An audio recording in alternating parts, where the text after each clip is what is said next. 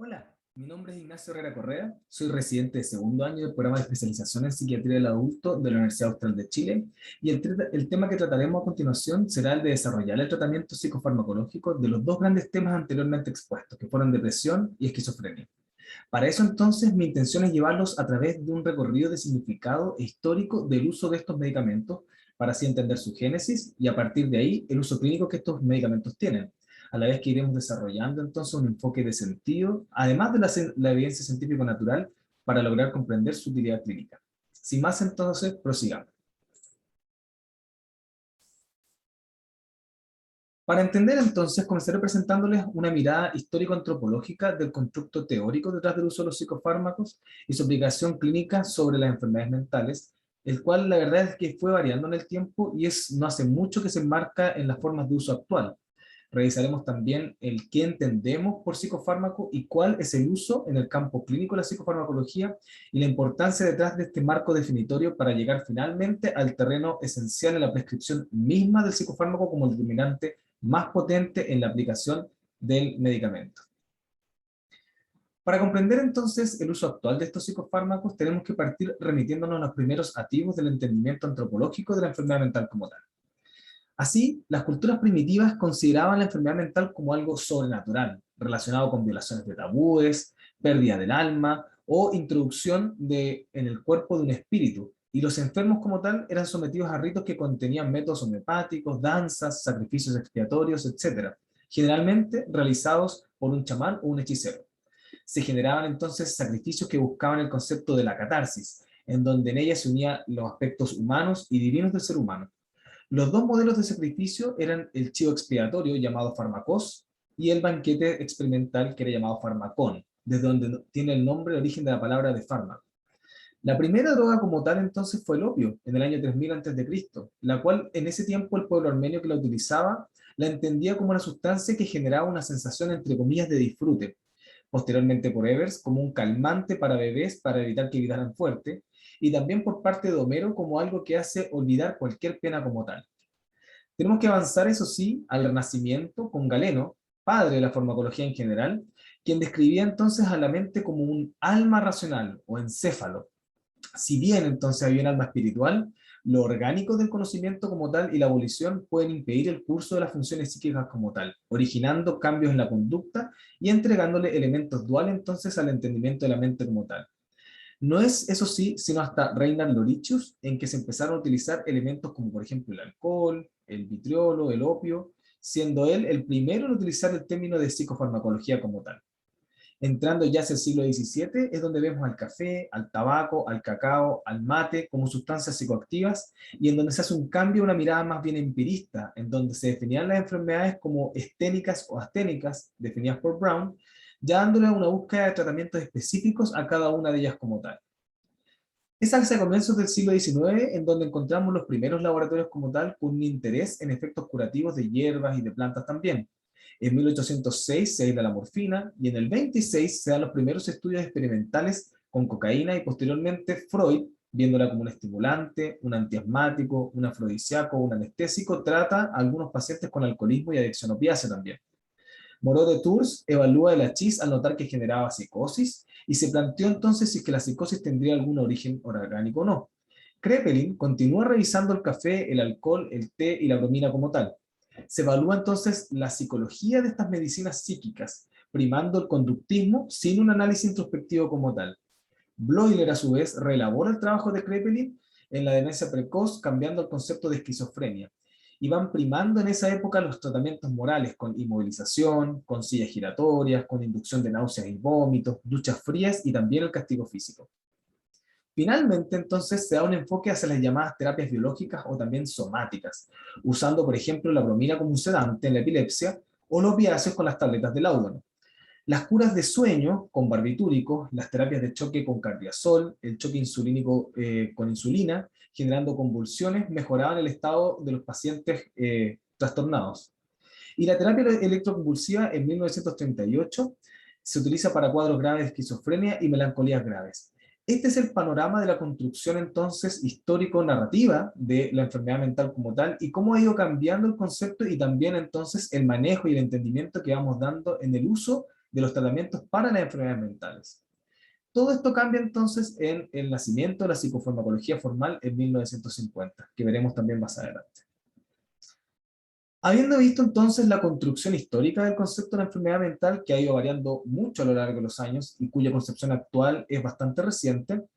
y posteriormente entonces también el tratamiento de estas enfermedades mentales dependiendo del concepto que se tenía, ¿qué entendemos por psicofarmacología y por psicofármaco actualmente? Estas preguntas que parecen simples y unidimensionales verdaderamente presentan una variedad de aristas a tener en consideración.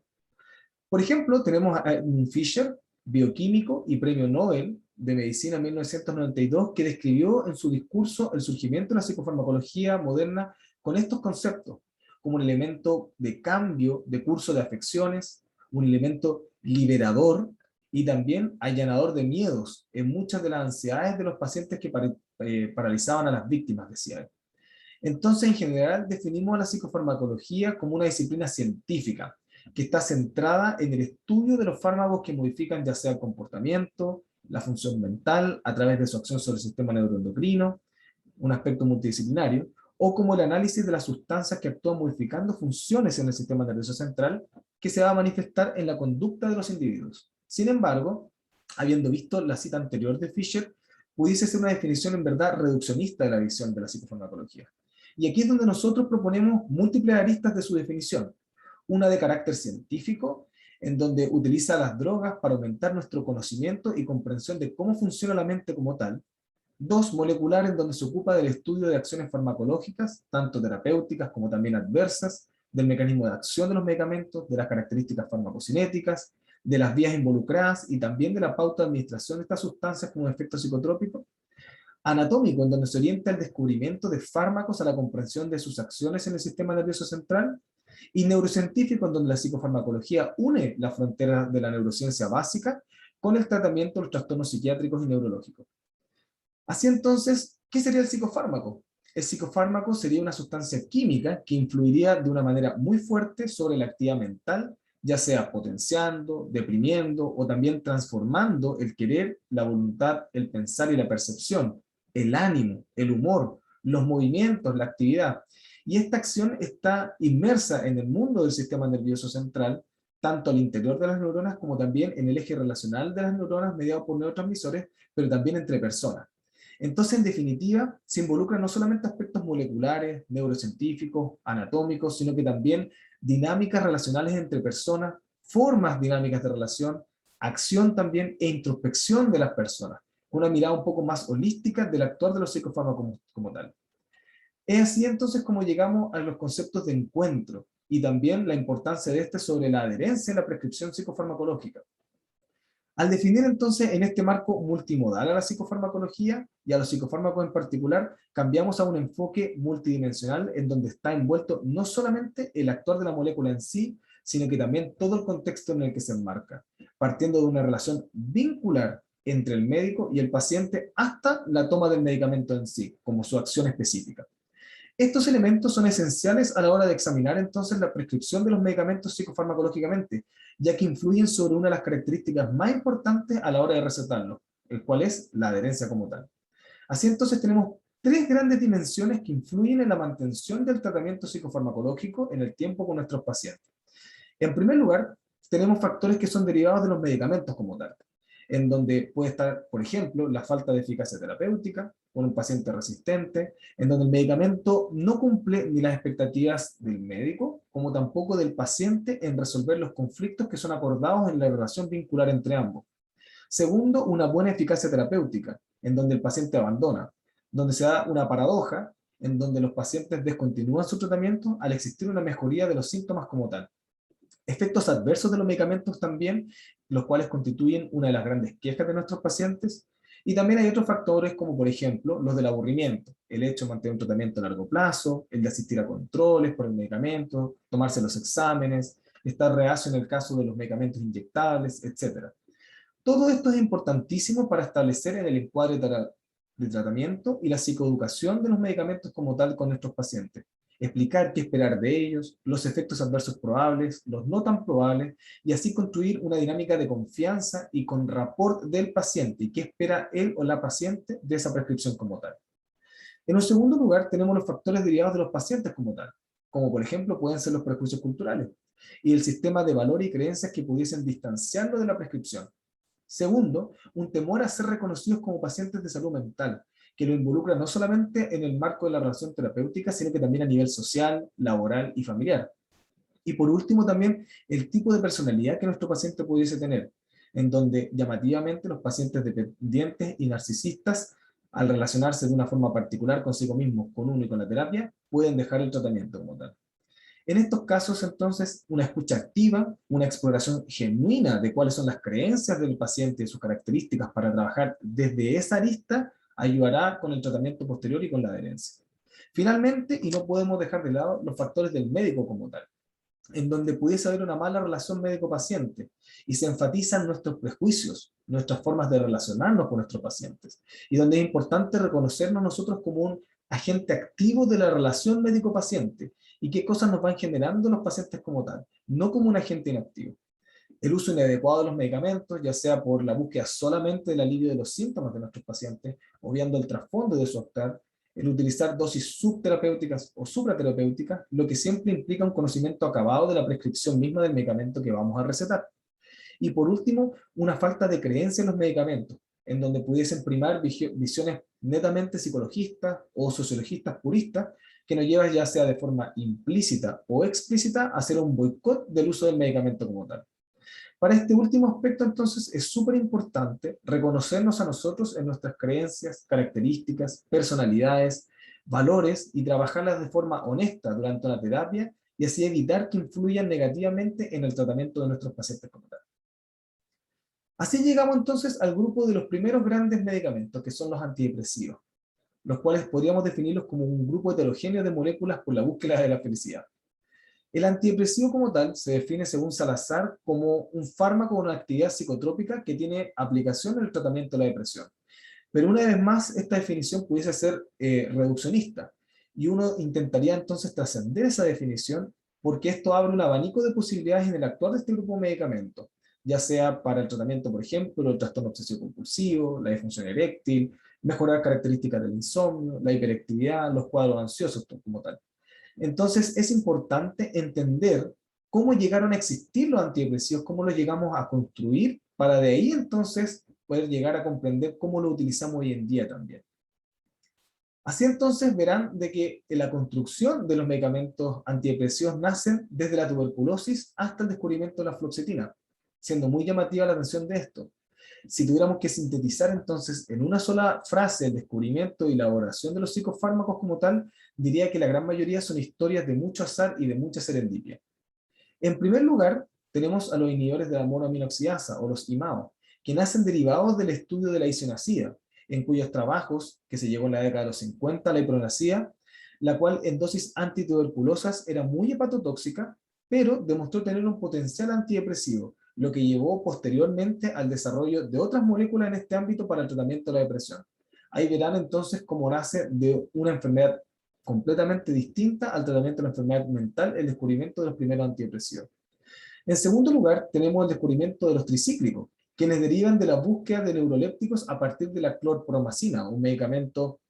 antipsicótico, con los trabajos de Halflinger y también de Schindler, los que nos dio lugar entonces a la imipramina como tal, cuyos estudios realizados por Krun en el año 57 demostraron una mala respuesta antipsicótica, pero un buen actuar antidepresivo. Eso también nos va a dar las características más bien inespecíficas de estos grupos de medicamentos. Finalmente, entonces, es el caso de los ISRS, o inhibidores selectivos de la recaptación de la serotonina, a finales de 1990, cuya búsqueda aquí sí fue específica y no fue casual, lo que repercute finalmente en el perfil con menos efectos adversos que tienen estos medicamentos, que a su vez además fue dado por una gran campaña publicitaria, lo que llevó a la llamada generación Prozac, pasando a ser la fluoxetina el antidepresivo más prescrito en el mundo como tal. De aquí vemos entonces cómo se fueron construyendo los conceptos de los antidepresivos para llegar finalmente a su actuar clínico como tal. Habiendo visto entonces cómo se consideran los antidepresivos, a la hora de la prescripción de la depresión, debemos considerar elementos que son fundamentales tanto para la tolerancia como para la efectividad y la adherencia al tratamiento en general. En este sentido, entonces, Denominamos un concepto de latencia antidepresiva, según Romero, al periodo entre el inicio del tratamiento con los efectos adversos que pudiesen darse en ese comienzo y los efectos terapéuticos o efectos antidepresivos, cuya respuesta es variable entre las distintas familias de antidepresivos y puede dar un periodo habitual entre 2 a 4 semanas aproximadamente. En este último fenómeno, entonces, influyen los elementos farmacológicos de cada metabolización de medicamento en sí. El elemento central para poder manejar una adecuada prescripción es una adecuada psicoeducación como tal, dejando en claro que lo bueno no se ve inmediatamente, sino que en un principio aparecen los efectos adversos de estos medicamentos para así entonces cuadrar las expectativas de nuestros pacientes.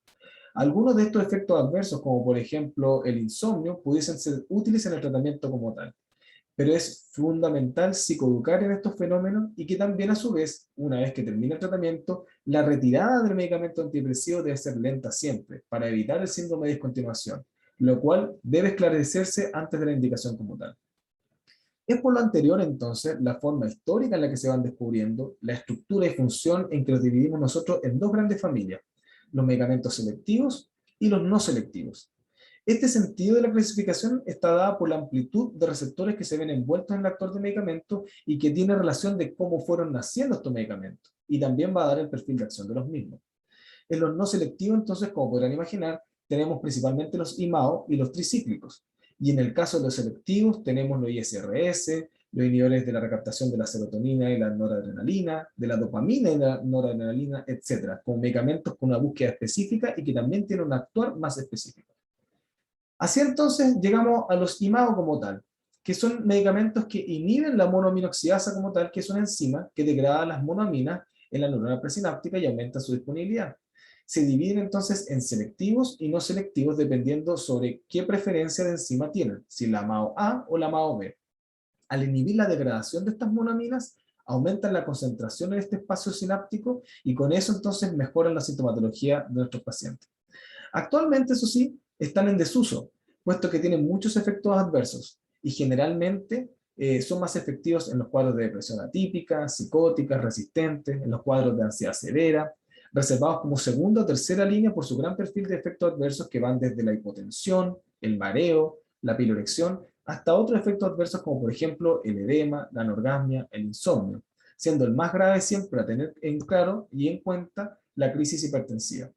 Es muy importante evitar su uso en hepatopatías y nefropatías graves, en el caso de alcoholismo no controlado, en el uso asociado de anestésicos generales y locales, y no combinar nunca con otro antidepresivo que aumente la serotonina por un riesgo de síndrome serotoninérgico. En caso de querer llegar a usarlos, es importante tener muy claro e identificar cuáles son los efectos adversos, evitar los fármacos contraindicados, evitar compuestos simpáticos miméticos que aumenten el riesgo del síndrome serotonínérgico, y al cambiar de un serotoninérgico a un IMAO, esperar por lo menos 5 vidas medias del primero y al revés, esperar por lo menos 2 semanas como tal. En el caso de los tricíclicos, entonces, tenemos que son medicamentos que inhiben la recaptura de noradrenalina, serotonina y dopamina, que tiene sentido porque nacen a partir de medicamentos antipsicóticos y actúan sobre receptores colinérgicos, histaminérgicos y también alfa-1 adrenérgicos, siendo los dos primeros los que generan los efectos clínicos como tal. Su uso también se encuentra en desuso y actualmente se encuentra más bien en un uso de segunda línea, cuando no ha resultado el tratamiento inicialmente. Sus efectos adversos están principalmente dados por el actuar sobre estos receptores, los cuales son visión borrosa, estreñimiento, retención urinaria, hipotensión, disfunción sexual y también alteraciones cognitivas como tal, lo que es muy importante tener en cuenta. En el caso, en cambio, de los ISRS, son medicamentos que tienen una potente capacidad inhibitoria selectiva de la recaptura de la serotonina y tienen mejor perfil de toxicidad como tal. Su uso clínico hoy en día es el de ser el grupo más usado por su perfil de seguridad e inclusive altas dosis como tal, sin diferencias significativas tanto para el perfil de seguridad como para la efectividad terapéutica.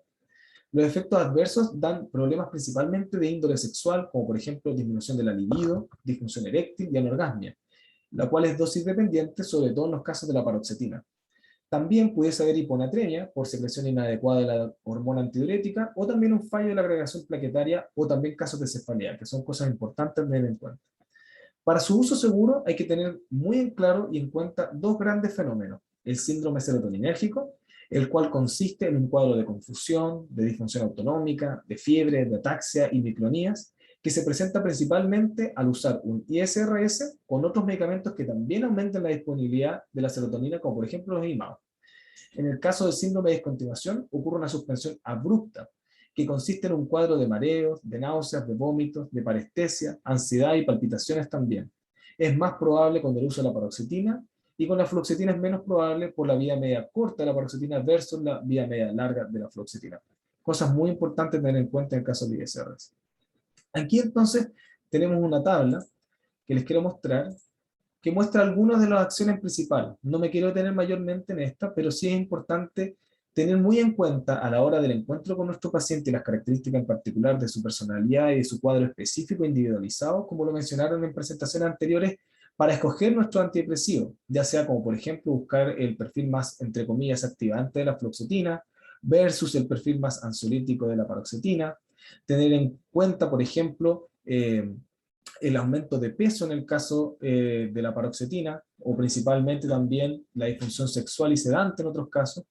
y usar con mucho cuidado este grupo de medicamentos, como por ejemplo la paroxetina, en el adulto mayor o en el caso de los niños. Todos estos son factores muy importantes a tener en cuenta a la hora de usar nuestros medicamentos. Así entonces llegamos a los inhibidores de la recaptura de la serotonina y la noradrenalina, los cuales tienen también un efecto pequeño sobre la dopamina. Son selectivos porque no interactúan con otros receptores y son más potentes inhibidores de la serotonina que los ISRS, pero son más selectivos a la noradrenalina en caso de dosis mayores. Su uso clínico es que son levemente más potentes que los ISRS, pero son especialmente buenos en el manejo del dolor como tal. Son útiles en el caso de la depresión refractaria y también en el caso del control del apetito. Algunos de los efectos adversos que hay que tener en cuenta es que te pueden tener un fuerte síndrome de descontinuación y también en el caso de síndrome serotoninérgico, y tener cuidado en los casos de los pacientes cardiovasculares y también de los pacientes hipertensos. En el caso de los IRDN, inhiben principalmente el sistema noradrenérgico y tienen una potencia que es similar al resto. Su principal ventaja es la ayuda en el tratamiento de la dependencia de la nicotina también y una menor frecuencia de viraje a manía como tal. Contraindicaciones importantes de estos casos son la precaución por la disminución del umbral convulsivo con el bupropión, el cual está contraindicado en el caso de los trastornos convulsivos de la bulimia y la anorexia, y también el uso de IMAO concomitante. Algunos de los efectos adversos pueden ser, por ejemplo, ansiedad, agitación, la sequedad de boca, náuseas, anorexia, prolongación del QT o también casos de vómito. En el caso de los antagonistas de la noradrenalina y la serotonina, tienen un uso principalmente en el caso de depresión refractaria, en pacientes con sintomatología ansiosa concomitante, disminuye harto las crisis de angustia, aumenta el apetito y también ayuda en el insomnio. Como contraindicaciones están principalmente la precaución con la disminución del umbral convulsivo también. Y algunos de sus efectos adversos son similares en el sentido del mareo, la sedación, el aumento del apetito, la ganancia de peso, la diarrea, la dispepsia, en el caso del uso de mirtazapina. Aquí vamos viendo entonces cómo el actuar de estos medicamentos a la hora de su uso van a tener unas características particulares que nos pudieran servir para nuestro paciente en específico. Finalmente tenemos los multimoduladores estimuladores del receptor de serotonina, que son agonistas parciales de estos receptores, que también liberan monoamina, acetilcolina e histamina, cuyo uso principal está dado por la vortioxetina actualmente, que es un buen antidepresivo que no genera disfunción sexual, con efectos neurocognitivos positivos y ansiolíticos también reportados. Tiene una mejor respuesta que la fluoxetina en seguimiento a 8 semanas,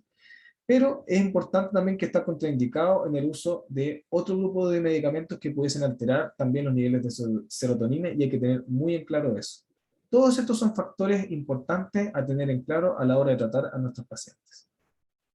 El segundo gran grupo entonces que le quería conversar hoy en día es el grupo de los antipsicóticos, los neurolépticos, definidos como medicamentos liberadores de prisioneros y calmantes de agitados. Para poder comenzar a hablar de este grupo, entonces, tenemos que enmarcarnos en el significado de las definiciones como tal.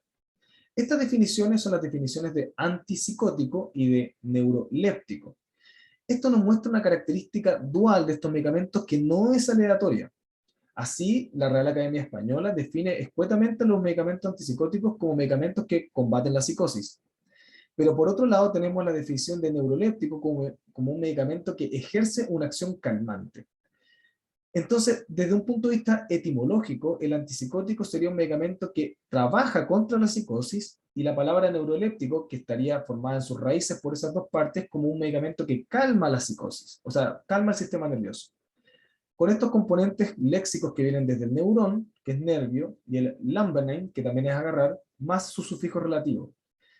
Si bien estas definiciones entonces pueden parecer simplistas y también carentes de profundidad y de complejidad que caracterizan a estos compuestos que son muy variables, sí lo encuadran dentro de sus dos más grandes funciones que tenemos siempre que tener en claro a la hora de su uso. Pero para poder entender el blanco terapéutico específico de estos medicamentos, primero debemos conceptualizar los ejes en los que se van desarrollando y por sobre los que fueron naciendo inicialmente como medicamentos de la psiquiatría. El nacimiento entonces de los antipsicóticos como medicamentos esenciales en el quehacer psiquiátrico se puede remontar a dos grandes hechos fundamentales. Por un lado, vamos a tener el descubrimiento de la clorpromacina, que la mencionamos previamente de forma escueta, en 1949, que da pie al nacimiento de la psicofarmacología como tal, y que significará un cambio de paradigma en el tratamiento de estos pacientes, en el manejo y en el entendimiento de la psicosis como tal, y también va a dar pie a la palabra o el concepto de los antipsicóticos que son, entre comillas, típicos. Y por otro lado, se inmiscuye el nacimiento de la clozapina en 1959 y su particular paso a través de los anales de la historia de la psicofarmacología, que va a ser un cambio de paradigma dentro del actuar de los antipsicóticos y de la definición de lo que entendemos como un buen antipsicótico. Y hará un énfasis entonces en el estudio de los efectos adversos de estos medicamentos sin dejar de lado la efectividad y la eficacia como tal. Aquí les voy a comentar. Entonces, para partir es importante tener muy claro en qué dejamos previamente el tratamiento histórico de los medicamentos psicofarmacológicos. Y aquí quedamos con las terapias biológicas, que tendríamos un transitar desde el siglo XIX y a principios del siglo XX, donde los tratamientos diana o específicos en psiquiatría se realizaban a través de estas llamadas terapias biológicas o terapias de choque. Las primeras, como por ejemplo la piroterapia o la malarioterapia,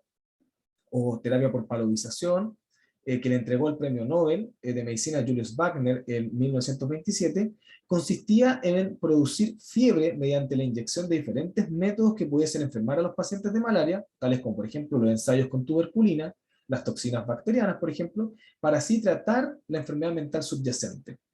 Las segundas, por ejemplo, como el choque polisémico por insulina o la inducción de convulsiones con pentametilentetrazol, que es el cardiazol, o también el uso de corriente eléctrica, buscaban exactamente eso, generar un proceso convulsivo en estos pacientes y de así se manejaba la sintomatología que presentaban. Si bien estos procesos mostraron grandes resultados en algunas áreas, tenían hartos conflictos éticos. Por eso, posteriormente fueron descontinuados y los dejaron más bien como un producto de la historia de los tratamientos mentales y fueron posteriormente reemplazados por la gran parte de los psicofármacos. Sin embargo, quizás esto no hubiese sido así y este entendimiento del tratamiento psicofarmacológico y el tratamiento de la enfermedad mental no hubiese sido así de no ser por el nacimiento de la psicofarmacología posteriormente. Así entonces llegamos al descubrimiento de la psicofarmacología. Esto se da a través del descubrimiento de la fenotecina y la clorpromacina, el primer neuroléptico.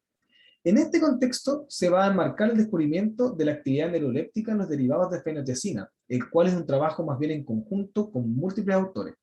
En primer lugar tenemos al cirujano Henri Laborie, quien preparando cócteles de antihistamínico con prometacina y un analgésico narcótico petidina para el tratamiento del shock quirúrgico, se percata de los efectos hipotérmicos de la combinación de estas dos grandes cosas, lo que permitía ir reduciendo las dosis de anestésicos con las cirugías y se va a juntar posteriormente con Paul Charpentier y con Simon Courvoisier, quienes venían estudiando las fenotecinas previamente preparadas, pero que habían sido rechazadas para sus efectos sedantes, y dentro de las cuales se encontraba el derivado clorado clorpromacina, en las cuales habían encontrado actividad sedante, antihistamínica, adrenolítica y también parasimpaticolítica. Tras estudios previos en animales, entonces, Laborit ensayó este nuevo fármaco en pacientes sometidos a intervenciones quirúrgicas, y sus resultados fueron tan buenos que no solamente observó una buena acción anti-shock, sino que los pacientes se encontraban muy notablemente más relajados y tranquilos en el periodo previo a la intervención como tal. En 1952, entonces, recomienda el uso terapéutico de la clorpromacina en los casos de psicosis aguda o también de la esquizofrenia, principalmente para lograr calmar a los pacientes, y también en los casos de los pacientes maníacos, los cuales con una dosis parenteral de este medicamento lograban calmarse. Posteriormente, Una farmacéutica comercializa el nombre de la clorhidrato de clorpromazina como Largactil en 1952, nombre que pretende reflejar el amplio espectro de actividades que tienen estos medicamentos. Es así como llegamos al entendimiento del primer medicamento antipsicótico, y de ahí el actual y sobre todo el concepto como neuroléptico, o sea, como calmante de agitaciones. Desde acá se entiende. Por otro lado, en la historia de los antipsicóticos, tenemos el gran cambio de paradigma que significó la introducción de la clozapina, puesto que, si bien la introducción de la clorpromazina significó un impacto indudable en el campo de la psiquiatría, con el tiempo los efectos adversos de estos medicamentos neurolépticos derivados de la clorpromazina comenzaron a ser un problema mayor. La mayoría de los pacientes se quejaban de todos estos efectos adversos: distonía, pensamiento enlentecido, afecto aplanado, acaticia, disquinesia tardía, lo que fue conduciendo en muchos casos a una pobre adherencia al tratamiento de estos pacientes. En 1958, un grupo de componentes más bien tricíclicos, basado en la estructura química del medicamento antidepresivo imipramina, o sea, naciendo de los antidepresivos, fueron sintetizados por una farmacéutica suiza y descritos como antidepresivos tricíclicos, pero con propiedades neurolépticas como tal. Uno de estos medicamentos identificados en el 59 fue la clozapina. Inicialmente, sus estudios fueron mixtos, y los estudios posteriores en laboratorio de animales mostraron similitudes con la clorpromazina. Sin embargo, habían dos grandes diferencias de la clozapina. Una de ellas es que la clozapina no generaba catalepsia o la pérdida de la movilidad voluntaria, y producía también una mayor resistencia al dolor en animales, mostrando mejoras suficientes como para ser testeado en humanos. Eso hizo un cambio entonces de paradigma, del entendimiento de que un buen antipsicótico es un medicamento que tiene hartos efectos extrapiramidales, o sea, es potente. Eso da la definición del mejor antipsicótico, que era lo que se venía teniendo hasta ese momento. Sin embargo, el entendimiento entonces inicial de la clozapina fue un entendimiento con una recepción muy mala de parte de la comunidad psiquiátrica, dado este dogma que les acabo de explicar. Entonces, durante los años 60 no se ocupó mucho la clozapina y no se fue investigando mucho, y no fue hasta que otros investigadores europeos como Hans Hippius y también Steele trabajaron en el medicamento que no se empezó a usar en clínica. Entonces, es la introducción de este nuevo medicamento que hace un cambio de paradigma en el uso de la clozapina como tal, y los efectos que generó, las quejas de nuestros pacientes, una discusión del objetivo del actor más que del efecto en sí, lo que va a llevar al cambio de paradigma que tenemos hoy en día del uso de los antipsicóticos, en donde no tener efectos extrapiramidales es algo deseable, versus lo que se pensaba en esa época que era algo deseable. Y el medicamento tendrá un mejor efecto antipsicótico y por lo tanto será mejor si es que tiene esos efectos extrapiramidales. Pasó a ser parte de un dogma del pasado. La clozapina también pasó por otros grandes problemas que no entraremos en detalle, pero que fueron descubiertas posteriormente con mayores estudios para poder devolverla al mercado ya en los años 90 como tal. Entonces, ¿qué es lo que hacen los medicamentos antipsicóticos? La verdad es que en el actuar de los medicamentos antipsicóticos hay que entender que son a gran escala bloqueadores dopaminérgicos, y están insertos en 4 grandes vías moleculares de acción, las cuales a su vez están insertas en una de las grandes teorías de la psicopatología de la esquizofrenia. La búsqueda entonces se enmarca de la siguiente forma: el bloqueo mesocortical, que va a dar pie a los síntomas negativos y cognitivos; el bloqueo mesolímbico, que va a dar una disminución de los síntomas positivos, con la vía encargada en la recompensa, con la menor capacidad de placer; un bloqueo nigroestriatal, que si se llega a un 80% del total, entonces se generan síntomas extrapiramidales, y si es demasiado, se puede llegar a la disquinesia tardía; y un bloqueo en la vía tubuloinfundibular, que va a generar los síntomas de hiperprolactinemia, galactorrea, amenorrea e infertilidad. Por lo tanto, son estas vías las que actúan los medicamentos, y muchas veces generan también efectos adversos, y no solamente el efecto que queremos generar, porque en definitiva, entre comillas, le pegan a todas estas vías. Por lo tanto, los antipsicóticos llamados típicos, comillas, o de primera generación, tienen, como entenderán, un antagonismo fuerte por el receptor de dopamina, y eso es lo que da la característica de una gran eficacia con hartos síntomas secundarios también. En definitiva, le pega a todas las vías que acabamos de mencionar. Los antipsicóticos atípicos, en cambio, o de segunda generación, que son antagonistas dopaminérgicos y también serotoninérgicos con un agonismo parcial, regulan otras vías de neurotransmisores y afectan de forma variada a cada vía en particular. Eso también les da un perfil de menos síntomas extrapiramidales, pero en algunos de esos casos también con efectos en otras áreas que no son específicamente derivadas de las vías de la dopamina. Y por último tenemos los agonistas parciales, que son Teóricamente,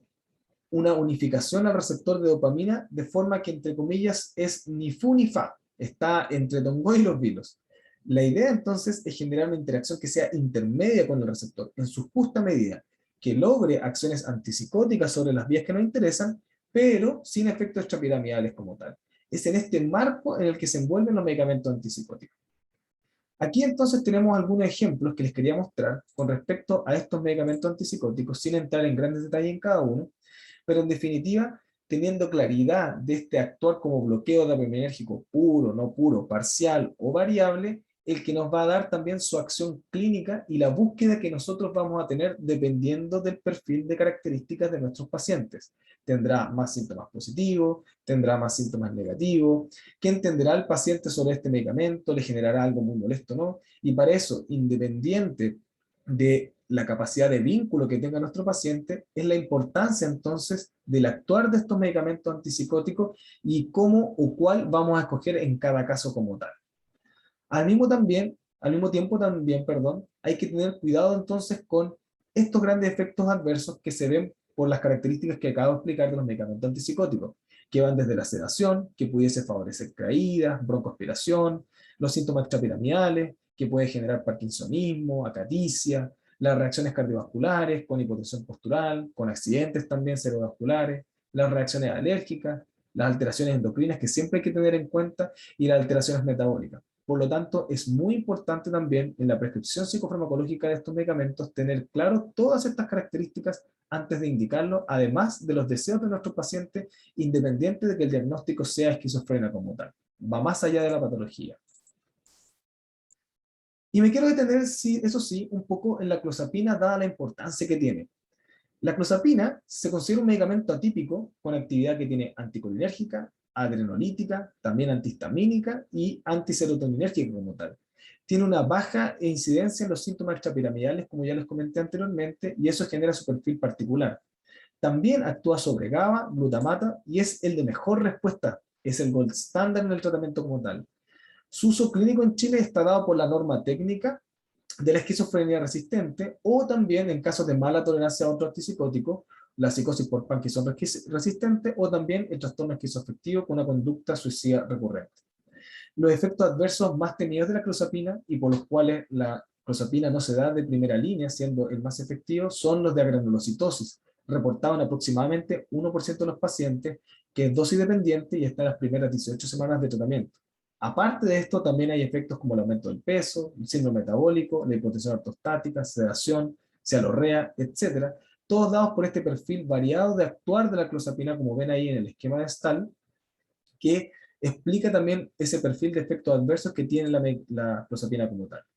Está contraindicado en un recuento absoluto de neutrófilos desde menor a 1500, y para poder partirlo es un medicamento que necesita de consentimiento informado, de un examen físico completo, de exámenes complementarios, y va a ir aumentando variablemente la dosis hasta que estemos seguros de una dosis terapéutica que queremos tener, que va entre los 250 a los 550 miligramos al día. Eso con un seguimiento con hemograma hasta la semana 18 y posteriormente mensual en el caso del actor de la clozapina. Entonces, ¿cómo escogemos nuestros medicamentos? Y acá lo importante entonces, como les comentaba anteriormente, es tener una claridad de una variedad y diversidad de cosas. Tendrá las características de este paciente con síntomas positivos, síntomas negativos, déficits cognitivos, síntomas anímicos u otros. ¿Será ese el medicamento antipsicótico ideal? Estos síntomas positivos, síntomas negativos o déficits cognitivos que tengan, esa es una de las variables, pero también, desde nuestra perspectiva, encontrar y considerar al paciente, a sus familiares también, y sus preferencias de ser posible. Esto porque es, en definitiva, nuestro paciente el que tiene el mejor conocimiento de lo que la enfermedad significa para él o ella como tal. Sabe qué efectos adversos está dispuesto a sobrellevar y qué cambios de estilo de vida también está dispuesto a implementar para minimizar estos efectos.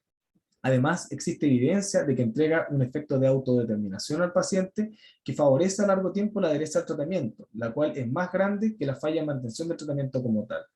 Buscar y co-construir entonces junto a nuestro paciente y también a su familiar responsable el medicamento que mejor aplique para él o para ella, entendiendo sus características particulares como persona y como individuo, y lo que dentro de lo posible le haga sentido a esa persona dentro de lo posible para sentirse mejor es la otra gran variable importante que siempre tenemos que tener en cuenta a la hora de prescribir nuestro antipsicótico. Con esto entonces termino esta presentación. Muchas gracias por haberme prestado atención y cualquier duda que tengan podemos resolverla en la mesa redonda posteriormente. Gracias.